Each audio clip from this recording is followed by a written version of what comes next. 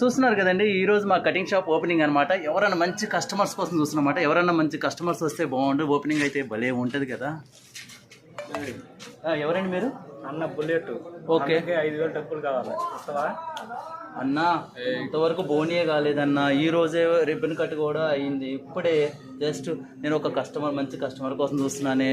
అరే చూప్ బుల్లెట్ అన్న ఇటు చెప్తే అన్నాడు కానీ ఈ షాప్ తగలబెట్టి తగ్గదంపా. తీరా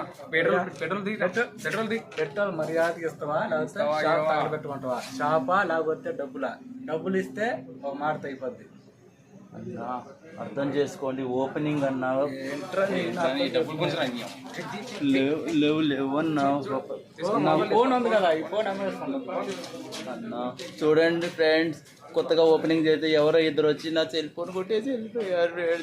ఇలాంటి ఓపెనింగ్ టైంలో ఇలా చేస్తే నాకు ఎంత కష్టం అవుతుంది ఫ్రెండ్. మీరైనా కాపాడండి మై ఫ్రెండ్.